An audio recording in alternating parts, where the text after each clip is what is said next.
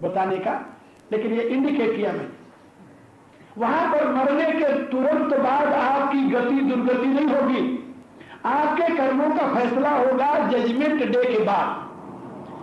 वो judgement day, न्याय का दिन कब आएगा का उसका कोई पता नहीं है, कब आएगा, इंतजार करो पड़े पड़े। एक दिन मेरे पास एक पादरी है, लंदन आश्रम में मैं बैठा हुआ था, मेरे से कहने लगा, स्वामी जी हमारे तो चर्च बिक रहे हैं, कोई चर्च में आने के लिए तैयार नहीं, और आप लोग नए नए चर्च बना रहे हो यहां पर। ये मेरे समझ में नहीं आता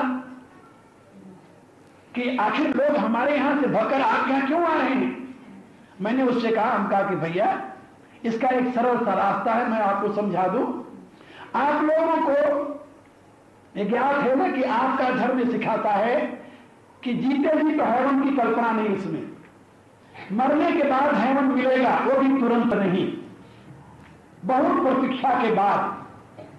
अब आजकल वैज्ञानिक युग है, इसमें लोग शॉर्टकट मार्ग चाहते हैं। इतनी इंतजार की मादा लोगों में रही नहीं, पहले जीते जी इंतजार करें, फिर मरकर इंतजार करें, फिर उसके बाद में उनको स्वर्ग मिले, फायदा क्या, वो तो बड़ा महंगा सौदा है। क्या फिर आप क्या बताते हो? हम क्या, मैं बताता हूं कि if you come to me, I will give that knowledge through which you will achieve heavenly enjoyment, not after that but in your present life. तुम्हारा जीते जी स्वर्ग का सुख यही मिलेगा, यही मिलेगा।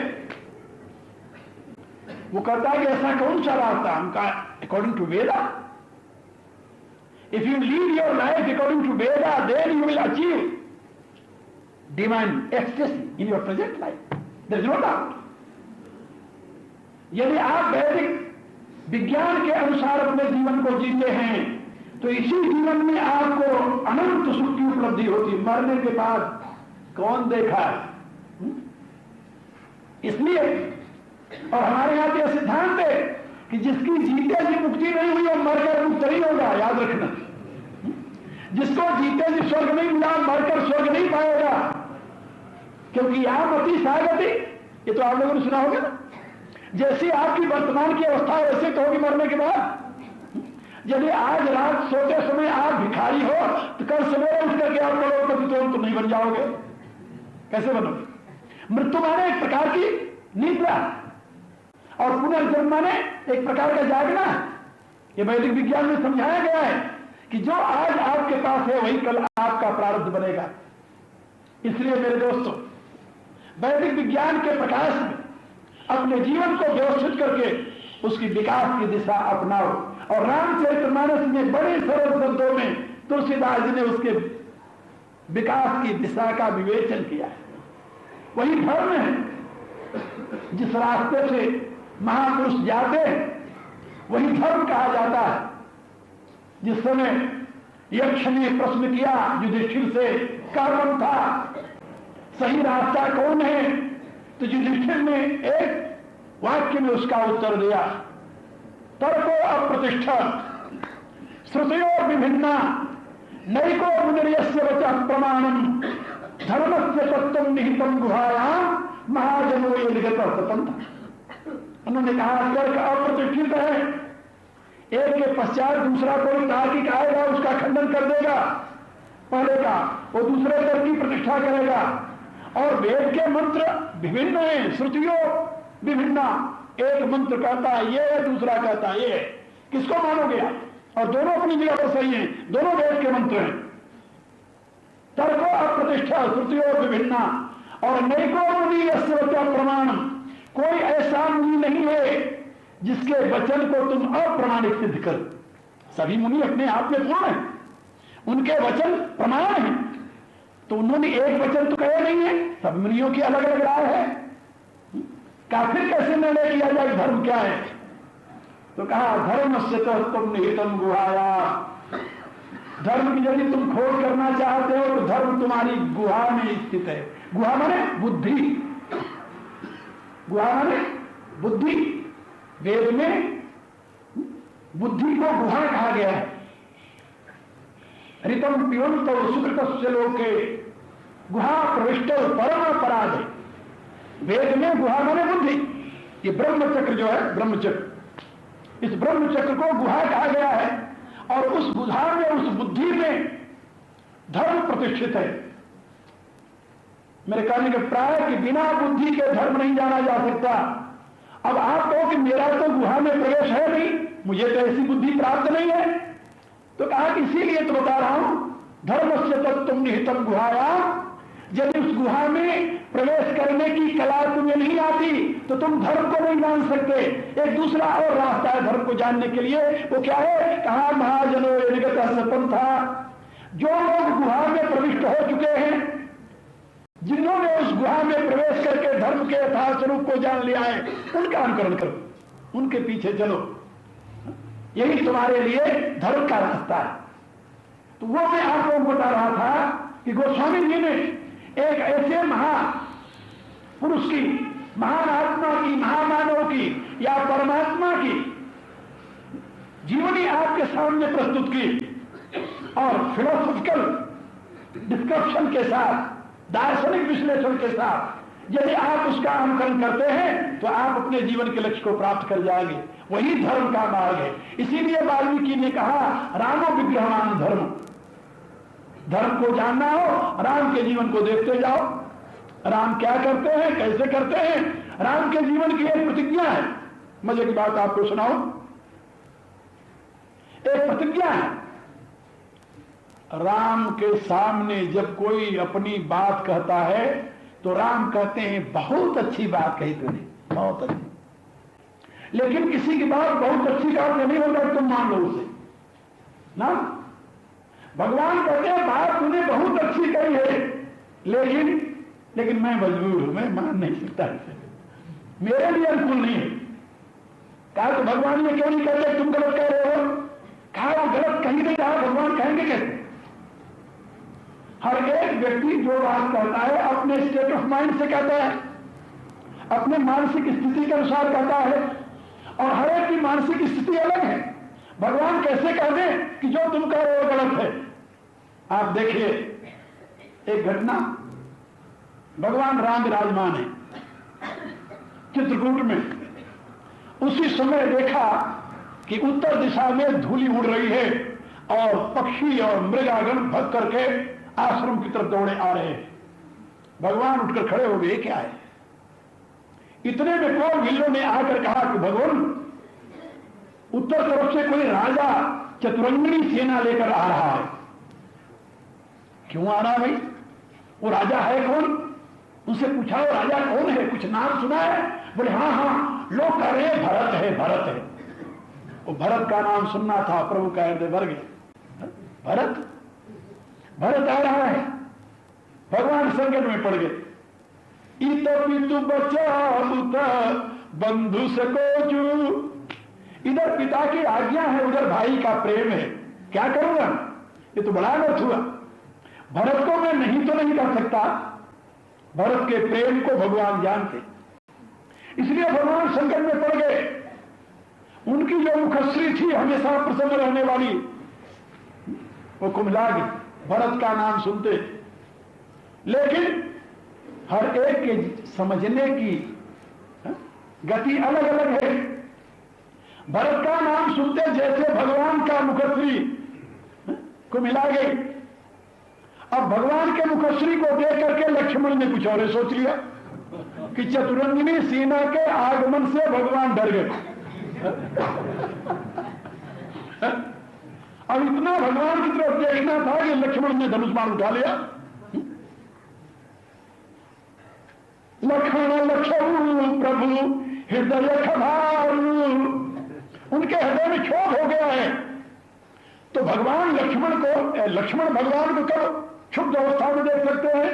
तुरंत उन्होंने धनुष बाण उठाया और अपने हिक भर करके भरत को गालियां देना शुरू किया।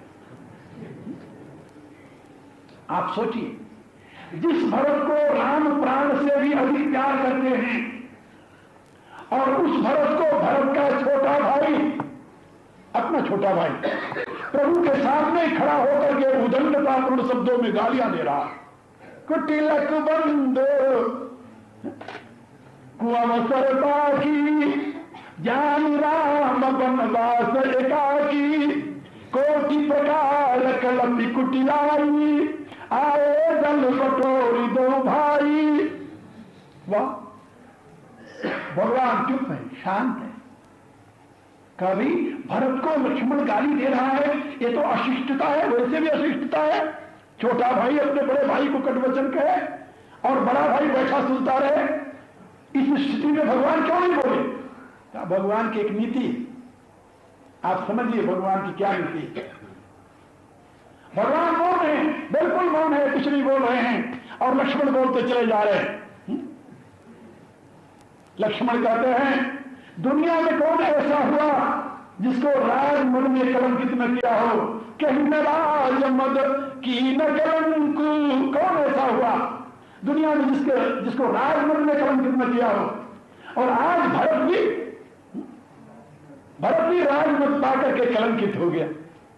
लेकिन एक कीन नहीं भरत भलाई, निडरे राम जानी असहाई। लेकिन भरत ने एक बात नहीं ठीक से सोचा, वो राम का निरादर जानते हैं, असहाय जान करके कर रहे हैं। राम का निरादर असहाय जान करके कर रहे हैं, ये उन्होंने सही बात नहीं सोची। आज मैं उनको बताऊंगा कि राम निराश्रित है या राम का कोई रक्षक भी है।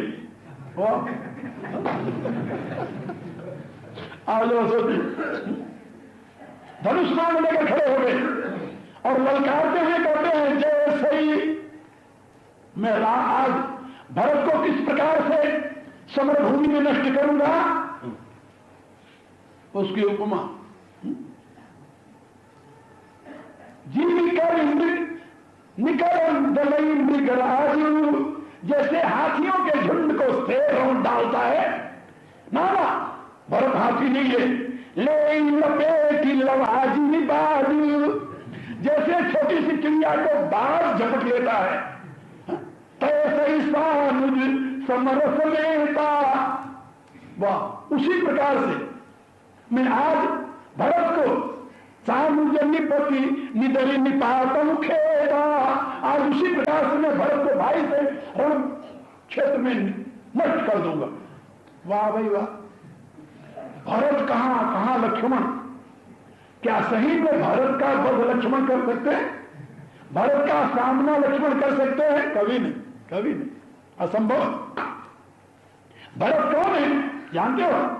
विश्वधर्म पोषण कर जोई, ताकर नाम भरत अस होई। साक्षात विष्णु के अवतार भरत है। और ये कौन है हजरत? लक्ष्मण।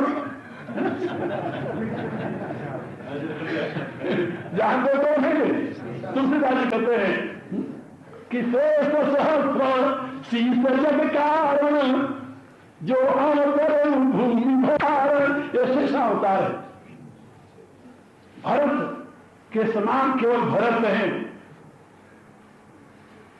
भरत की बराबरी भला कौन कर सकता है? जब भी कभी राम के ऊपर विपत्ति आती तो राम के मुंह से एकाएक निकलता कि हाय आज भरत होता, काश आज भरत होता। हनुमान जी लंका के युद्ध में कई बार ये बात सुन चुके कि जब कोई बात होती तब कह देते भरत होता। अगर भरत होता तो क्या करता? भरत क्या कर सकते थे जो हम नहीं कर सकते? भगवान राम ने देखा कि हनुमान को ये बता देना चाहिए कि भरत क्या कर सकता है। लक्ष्मण को शक्ति लगी, भगवान ने फिर वही राग लादा कि आज भरत होता। हनुमान जी को बड़ा बुरा लगा, उठकर खड़े हो गए, महाराज आप क्या कहते हो भरत भरत, आप बताओ ना, आपके लिए मैं क्या करूं? भगवान ने कहा और तो कुछ नहीं करना है। सुषेण वैद्य कह रहा है कि सवेर प्रातः होने से पहले यदि यहां पर कोई मूल संजीवनी ला दे तो लक्ष्मण बच जाएगा। हनुमान जी ने कहा कि वाह, ये कौन सी बड़ी बात है, अभी मैं लाओ बताओ। हनुमान जी वहां से चला प्रभंजन सुत बल भागे गए। वहां पर खैर लंबी कथा है। जब वहां से औषधि लेकर चले तो आ गए वो अयोध्या के ऊपर से। रास्ता वही था कि जान कर गए। कुछ महात्माओं ने कहा कि नहीं, हनुमान जी ने सोचा कि रास्ता तो है, चलो इधर से देखते चले भरत क्या है। लेकिन कुछ ने कहा कि नहीं, जल्दी में थे वो, रास्ता वही था। हिमालय से लंका जाते समय अयोध्या रास्ते में ही पड़ती थी। भरत जी बैठे हुए याद कर रहे थे, हवा की आवाज जब सुनी आकाश मार्ग से तो बाहर निकल आए। देखा भरत विशाल अति निश्चर मन अनुमानी, तो उन्होंने देखा कि कोई निश्चर है। अरे भरत ऐसे विवेकी, ये कैसे समझ गए कोई निश्चर है? कहा प्रभु की माया,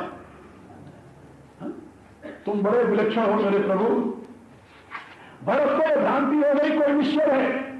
तुरंत उन्होंने धनुष उठाया और धनुष के ऊपर बाण नहीं उठाया, बाण नहीं चलाया, क्योंकि बाण यदि मार रहे तो बाण तो खाली जाता नहीं। राम भक्त का बाण है, भरत का बाण है, ये खाली कैसे जाएगा? फिर बिन फल सहायक मारो, ऐसा बाण मारा जो मारता नहीं, केवल बेहोश करता है। और उस बाण से परोधरणी महिलागत सहायक, बिना फल का बाण मारा और उससे हनुमान जी नीचे गिरा। जब नीचे गिरे तो सुमिरत राम राम रघुनायक। भरत जी ने देखा कि तो कोई भगवान का भक्त है, पहुंच गए। खैर जगाया, हनुमान जी ने अपनी सारी कथा कही। वहां पर आया गीतावली में तुलसीदास ने लिखा है कि भरत को देखकर हनुमान जी चकित रह गए कि ये राम कहां से आ गया। तो भरत ने बताया कि मैं भरत हूं। जब भरत का नाम सुना तुमको याद आ गया कि भरत राम ही की अनुहारी। अच्छा, अब भरत जी से कहा कि प्रातः काल होते होते यदि मैं नहीं पहुंचता हूं तो लक्ष्मण का शरीर छूट जाएगा, इसलिए मुझे बहुत जल्दी लंका जाना है। भरत ने कहा कि तुम्हें बहुत जल्दी लंका पहुंचना है? बोले हाँ। कहा फिर मेरे बाण पर चढ़ जाओ। चढ़ो मन सहायक, चलो, जैसे बच्चे कहते ना बैठ जा बच्चे। कहा चढ़ो मन सहायक, मेरे बाण पर बैठ जा। अरे कहा महाराज मैं अकेले नहीं हूं। कहा फिर? तो आकाश मंडल में वो पहाड़ था। जब हनुमान जी नीचे गिरने लगे तो पहाड़ नीचे नहीं गिरा। यदि पहाड़ नीचे गिरता तो हनुमान जी नीचे हो जाते पहाड़ के।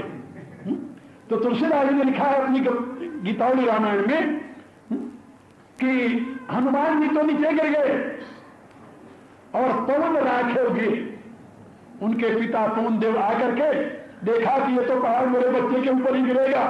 उन्होंने उस पहाड़ को ऊपर ही थाम लिया और गिरे कहीं राम पवन राघोगी। तो हनुमान जी ने दिखाया कि वो धौलागिरी पर्वत है। तो भरत जी ने कहा कि इसकी चिंता तुम्हें क्या होता है?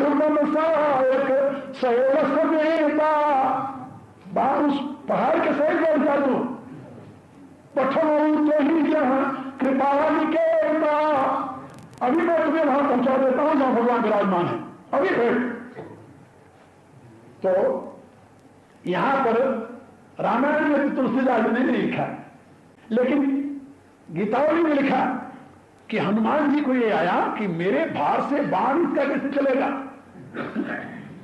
तो बैठ गए बाण के ऊपर, पहाड़ भी ले लिए और जब भरत जी मारने लगे तो उन्होंने देखा कि ये तो मार देंगे सही में। उन्होंने कहा कि जरा रुक जाइए, रुक जाइए। भरत ने कहा क्या? कहा एक मुझे प्रश्न करना है आपसे छोटा। क्या प्रश्न है? आपके बाण में तीव्र गति है या राम के बाण में? समस्या आ गई।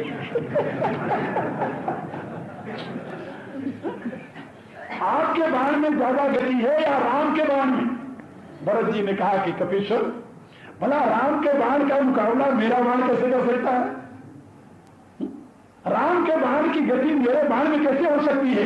कहा महाराज फिर तो मुझे करने दीजिए। कहा क्यों? कहा मेरी गति तो प्रताप उड़ाखी गोसाई जय हनुमाथ बाण की नाई जही जाई राम करवाना ताही भांति चला हनुमाना। कहा प्रभु मेरी गति तो राम बाण के बराबर है। यदि आपके बाण की गति राम के बाण से अधिक हो फिर तो मैं आपके बाण पर जाऊं, और यदि उससे कम हो तो मुझे उसे जाने दीजिए। मेरे कहने का अभिप्राय है कि भरत और तुलसीदास लिखते भरत बाहुबल शील गुण प्रभु पद प्रीति अपार, जात सराहत मन मन पुनि पुनि तो कुमार।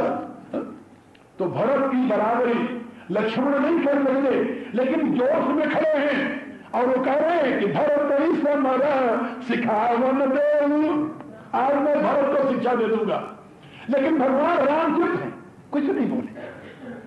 और आप देखिए इतने गठबंधन के पश्चात भी राम कुछ नहीं बोले।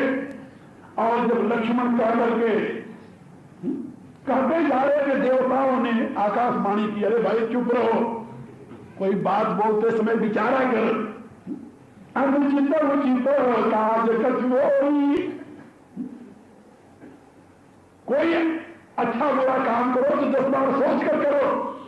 देवताओं की बात सुनकर के लक्ष्मण संकुचित हो गए, लजा गए, ये मैं क्या बोलता गया। लेकिन भगवान ने उस पर भी लक्ष्मण को कुछ नहीं कहा, बड़े प्यार से देवताओं की बात सुनकर के लक्ष्मण संकोच में आ गए।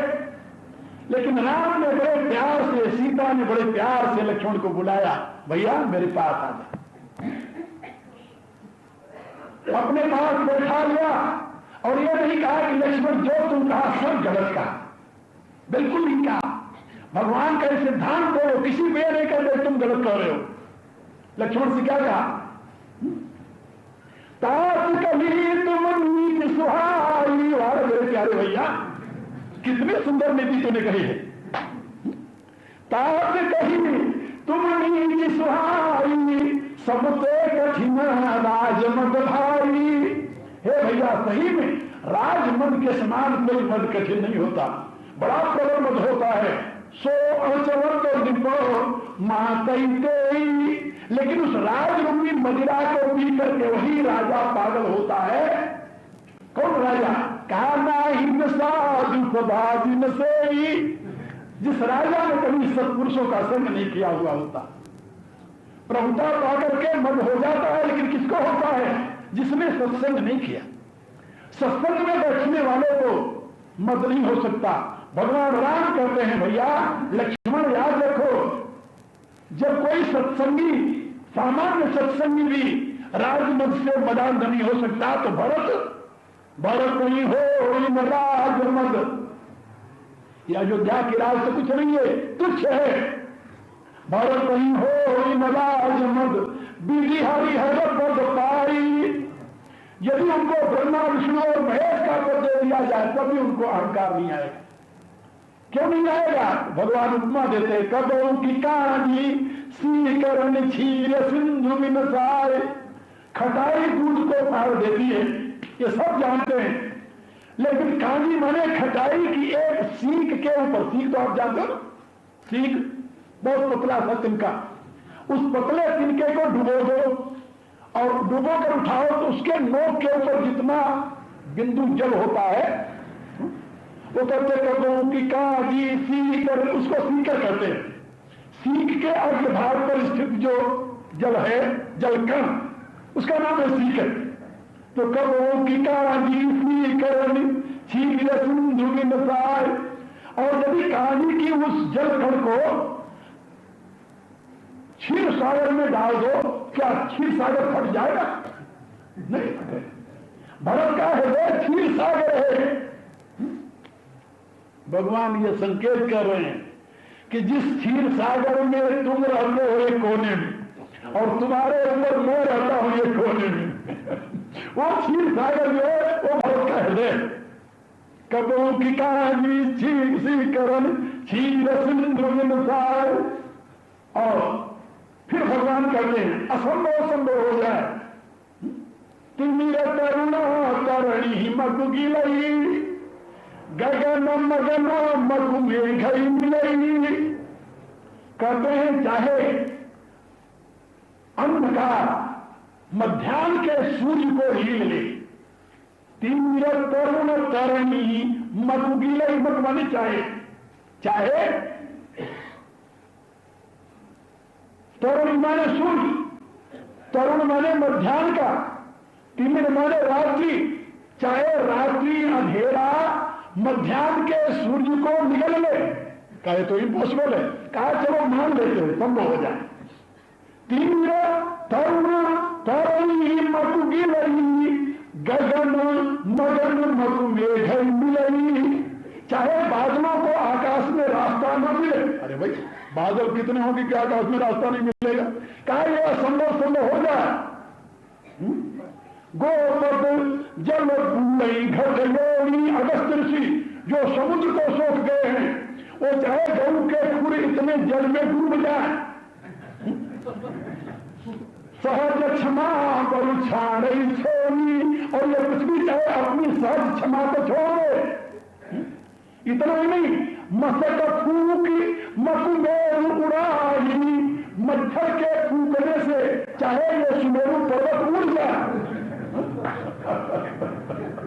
मसक फूक मकुमेरु उड़ाई, लेकिन होई न निपमत भरत भाई। चाहे मच्छर के फूकने से हिमालय उड़ जाए, लेकिन राम को यह असंभव संभव हो सकता है, लेकिन भरत को राजमद नहीं हो सकता। भरत के ऊपर कितना विश्वास है राम का। इसीलिए तो जनक जी महाराज कहते हैं अपनी रानी सुनैना को, भरत महा महिमा सुन रामी जानई राम। भरत की महामहिमा को केवल राम जानते हैं। सुनैना ने कहा कि मेरे को आप भरत की महिमा सुनाइए। जनक ने कहा कि मेरे को तो पता ही नहीं है भरत की महिमा। कहा कोई जानता है? कहा राम जानते हैं। भरत महा महिमा सुन रामी जानई राम। सुनैना ने कहा कि फिर तो कोई बात नहीं, मैं अपने दामाद जी को बुला लूंगी, सुन लूंगी कभी। जनक जी ने कहा जानते तो हैं, जानई राम में सकई मखानी, वो भी कह नहीं सकते। राम के लिए भी भरत की महिमा कहना असंभव है। इसलिए मैं आप लोगों को बता रहा था कि यह सिद्धांत है भगवान राम का कि जो कोई उनके सामने भरत ऐसे प्रिय बंधु को, जो उनके साकार प्रेम की मूर्ति है, भरत कहें सराय सराही राम प्रेम मूर्त तनुआही। तुम तो भरत मोर मत एहू धरे दे जब राम स्नेहू। राम के प्रेम की साकार मूर्ति भरत, और भरत को अपशब्द कह रहा है उनका छोटा भाई। लेकिन तब भी भगवान राम ने नहीं कहा कि लक्ष्मण तू गलत कह रहा है, कहा तूने ठीक, लेकिन भरत को राजमद नहीं हो सकता। आप जरा सोचिए। इतना ही नहीं, और भी कई ऐसे समय आए हैं जबकि अनेकों प्रकार के गलत सलाह लोगों ने दिए। जैसे भरत की जैसे कथा है, ऐसे विभीषण जब राम की शरण में आया, सुग्रीव से भगवान ने पूछा क्या करना चाहिए,